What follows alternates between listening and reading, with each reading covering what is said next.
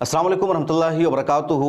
दीन की दावत और इस्लाम की तबलीग के नाम पर कल अदालत ने 12 लोगों को उम्र कैद की सज़ा सुनाई है और इंडिया की तारीख़ का पहला मौका है जब दावत इस्लाम के नाम पर इतना बड़ा मामला आया हो और एक साथ 12 लोगों को उम्र कैद की सज़ा सुनाई गई हो। लेकिन ये हुआ है, और जिन 12 लोगों को उम्र कैद की अदालत ने सज़ा सुनाई है उसमें सबसे बड़ा नाम है मौलाना कलीम सिद्दीकी का। मौलाना कलीम सिद्दीकी साहब इंडिया के नामवर स्कॉलर और आलिमी दीन माने जाते हैं। मौलाना कलीम सिद्दीकी टॉप उलमाए किराम में शामिल होते हैं। मौलाना कलीम सिद्दीकी के जो फ़ैन हैं, जो फॉलोअर्स हैं, उनके जो चाहने वाले हैं, वो इंडिया में भी और इंडिया के बाहर भी लाखों की तादाद में पाए जाते हैं। मौलाना कलीम सिद्दीकी कई इदारों के ज़िम्मेदार हैं, तालीम के मैदान में काम करते हैं, सोशल वर्क करते हैं। इसके अलावा मौलाना कलीम सिद्दीकी दावत के मैदान में भी काम कर रहे थे, लोगों को दीन इस्लाम की दावत दे रहे थे, इस्लाम की सच्चाई से वाकिफ़ करा रहे थे और बता रहे थे कि इस्लाम सच्चा मज़हब है और इस्लाम कबूल करना चाहिए, इस्लाम में आना चाहिए। लेकिन मौलाना कलीम सिद्दीकी पर यह इल्ज़ाम लगाया गया कि इन्होंने ज़बरदस्ती 5 लाख लोगों का धर्म परिवर्तन कराया है, ज़बरदस्ती 5 लाख लोगों को इन्होंने हिंदू से मुसलमान बनाया है, उनको पैसा दिया है, उनको लालच दी है। इस इल्ज़ाम के पीछे सच्चाई क्या है अभी तक सबूत सामने नहीं आ सका है। लेकिन इसी इल्ज़ाम में यूपी एटीएस ने इनको सितंबर 2021 में मेरठ से गिरफ्तार किया था। और क्या आप जानते हैं शेयर मार्केट में अडानी, टाटा, बिरला जैसी कंपनीज हर महीने आपको हजारों रुपए कमा कर दे सकती है। मुफ्ती तकी उस्मानी, मौलाना खालिद सैफुल्लाह, इनके तरीकों और उसूलों के मुताबिक हम शेयर मार्केट सिखाते ही नहीं बल्कि पैसे कमाने में भी आपकी मदद करते हैं। आप भी जुड़ना चाहते हैं, इस नंबर पर कॉन्टैक्ट करें। गिरफ्तारी के बाद लगातार इनको जेल में रखा गया।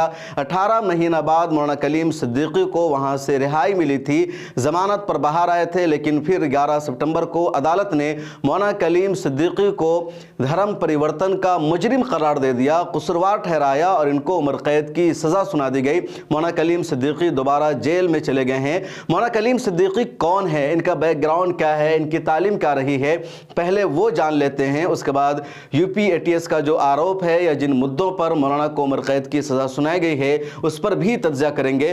पहले जानते हैं कि मौलाना कलीम सिद्दीकी कौन है। मौलाना कलीम सिद्दीकी की जो बायोग्राफी हमने जानने की कोशिश की तो मौलाना कलीम सिद्दीकी उत्तर प्रदेश के मुजफ्फरनगर ज़िला में फुलत एक गाँव है, वहाँ से ताल्लुक़ रखते हैं। वहाँ मौलाना कलीम सिद्दीकी की पैदाइश हुई। मौलाना कलीम सिद्दीकी जिस गाँव से ताल्लुक़ रखते हैं वही गाँव शाह वलीउल्लाह मुहद्दिस देहलवी रहमतुल्लाह अलैह का भी था और उनके जो आसार है, उनके जो घर है, उनको मौलाना ने बाकी रखा हुआ है। मौलाना कलीम सिद्दीकी के जो वालिद थे वो ज़मींदार थे, अच्छी फैमिली से ताल्लुक़ रखते थे। मौलाना कलीम सिद्दीकी की जो बुनियादी तालीम है वो मदरसे से नहीं बल्कि स्कूल से शुरू होती है। मौलाना कलीम सिद्दीकी ने बीएससी किया, उसके बाद उस वक्त मेडिकल की तालीम के लिए जो नीट का एग्ज़ाम होता था या जो भी टेस्ट होता था नीट मेडिकल कॉलेज में एडमिशन के लिए, तो उस टेस्ट में मौलाना कलीम सिद्दीकी ने शानदार नंबर से कामयाबी हासिल की और ऑल इंडिया रैंक में इन्होंने 57 नंबर हासिल किया। तो बहुत ही बेहतर नंबर माना जाता है और आसानी से मौलाना कलीम सिद्दीकी का किसी भी एमबीबीएस मेडिकल कॉलेज में एडमिशन हो सकता था। अगर मौलाना एडमिशन लेते तो डॉक्टर बन जाते, लेकिन टेस्ट हो जाने के बाद या इतना शानदार रैंक हासिल कर लेने के बाद मौलाना की मुलाकात होती है उस वक्त के मशहूर आलिम दीन मौलाना अबुल हसन अली मियां नदवी रहमतुल्लाह अलैह से।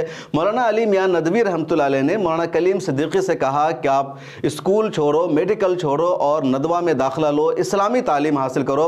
उसके बाद मौलाना कलीम सिद्दीकी ने नदवतुल उलमा में दाखिला लिया, वहाँ से उनकी फरागत हुई, इसलिए इस्लामी तालीम उनकी मुकम्मल हुई और शानदार रैंक हासिल हो जाने के बावजूद उन्होंने एमबीबीएस नहीं किया, एमबीबीएस कॉलेज में एडमिशन नहीं लिया। तो मौलाना की जो जर्नी है आप देखिए कि जो 23 सितंबर 1957 में मौलाना कलीम सिद्दीकी की विलादत हुई। 66 साल मौलाना की एज हो चुकी है। मुजफ्फरनगर उत्तर प्रदेश जो फुलत गांव है वहां मौलाना का घर है।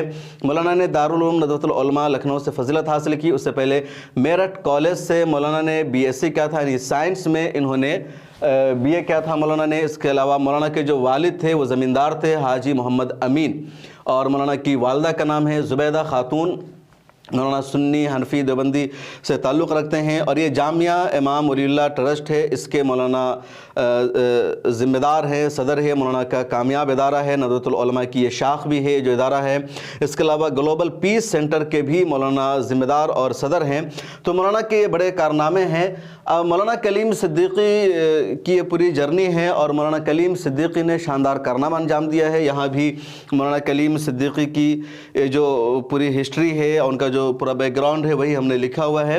اور جو سب سے اہم بات ہے وہ یہی کہ مولانا کلیم صدیقی نے بنیادی تعلیم اسکول سے شروع کی. پہلے تو انہوں نے گاؤں کے مکتب میں تعلیم حاصل کیا جو بہت پرانا مکتب تھا. بعد میں اس کا نام انہوں نے جامع امام شاہ ولی اللہ ٹرسٹ رکھا اور اس کو ایک بڑا مدرسہ بنایا. اس کے بعد مولانا نے میرٹھ کالج میں ایڈمیشن لیا, بی ایس سی کیا.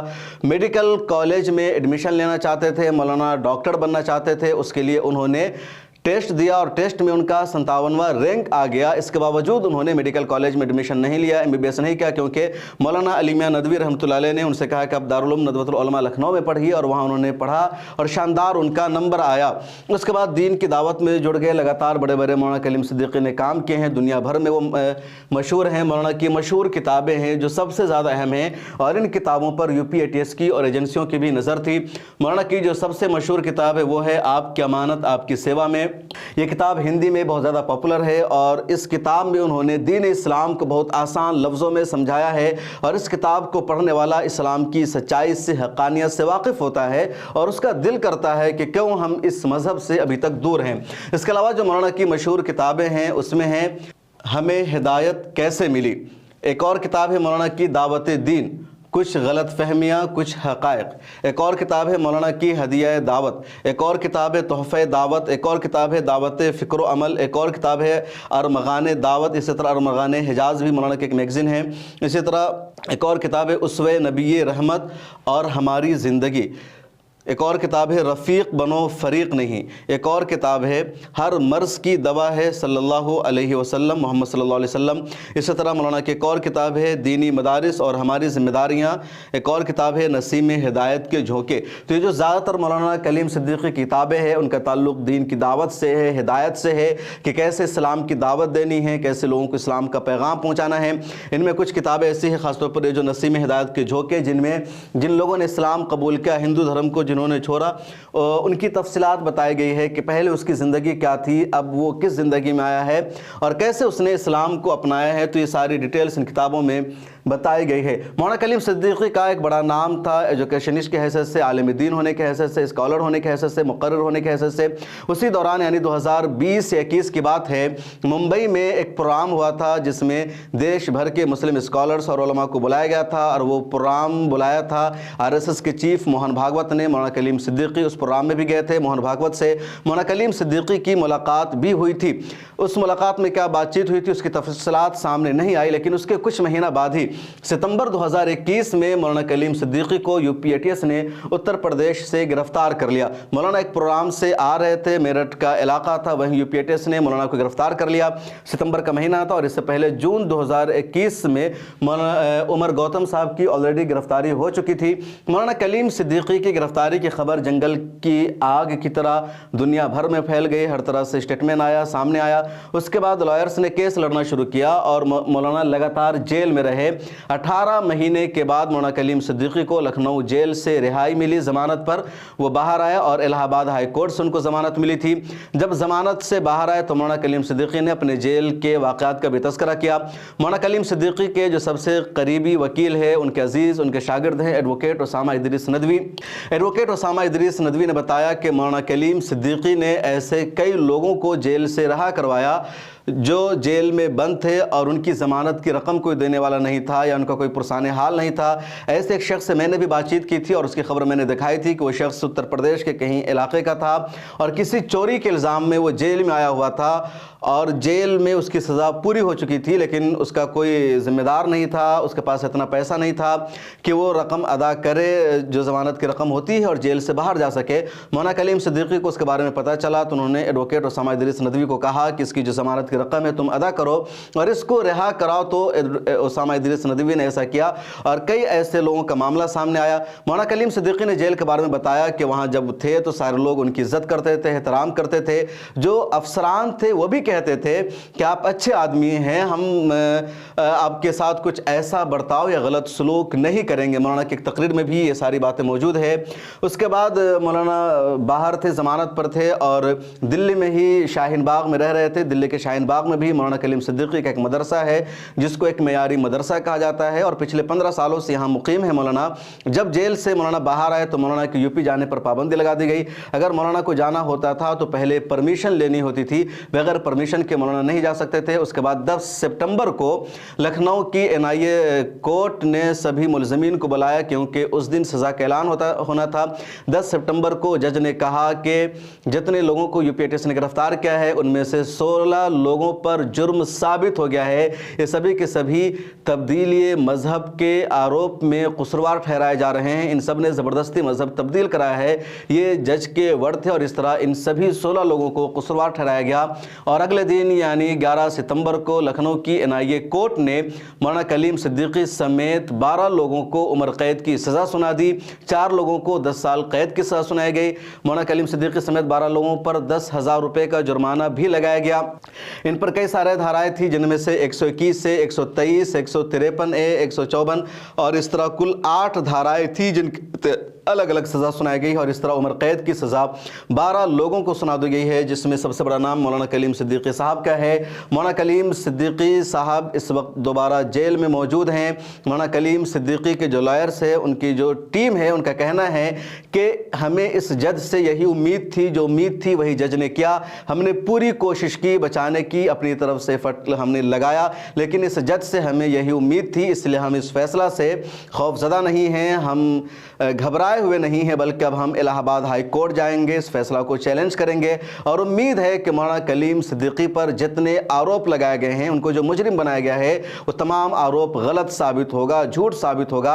मौलाना कलीम सिद्दीकी को बाइज्जत रिहाई मिलेगी। मौलाना कलीम सिद्दीकी पर जो इल्ज़ाम है कि इन्होंने 5 लाख कन्वर्जन कराया है, पैसा दिया है, फाइनेंशियल सपोर्ट किया है, इनको UK से फंड आ रहा था, हवाला से पैसा आ रहा था, मदरसों को पैसा देते थे और इस तरह के जितने झूठे आरोप है, यानी जितना इल्ज़ाम है इल्लीगल एक्टिविटी का, वो सब झूठ साबित होगा क्योंकि मौलाना कलीम सिद्दीकी ने एक भी काम इलीगल नहीं किया है। उनका ये भी कहना है कि तारीख़ रही है इंडिया की कि जो एडिशनल कोर्ट होते हैं, NIA की जो लोकल अदालत होती है, इससे हमेशा एक तरफा फैसले आए हैं। सिर्फ ATS और पुलिस की दलीलों को ही सुना गया है, सामने वाले फरीक के लॉयर्स को नहीं सुनाया गया है। लेकिन जब हाई कोर्ट में मामला जाएगा, सुप्रीम कोर्ट में जाएगा, तो वहाँ इंसाफ की बुनियाद पर फैसला होगा। ये तमाम आरोप गलत साबित होंगे और मौलाना कलीम सिद्दीकी समेत, उमर गौतम समेत तमाम 12 लोग या 16 लोग बाइज्जत बरी हो जाएंगे। इस वीडियो में इतना ही। आपकी इस हवाले से क्या राय है कमेंट सेक्शन में ज़रूर लिखिए, फिर मुलाकात होगी। मिल्लत टाइम्स को जारी रखने और मजबूत बनाने के लिए हमारी आर्थिक सहायता कीजिए। ये एक आजाद मीडिया हाउस और कमजोरों की आवाज है। आप हमें देखें, सुने, पढ़ें और हर महीना ज्यादा नहीं, सिर्फ 100 रुपये से मदद करें। डिटेल्स डिस्क्रिप्शन में मौजूद है।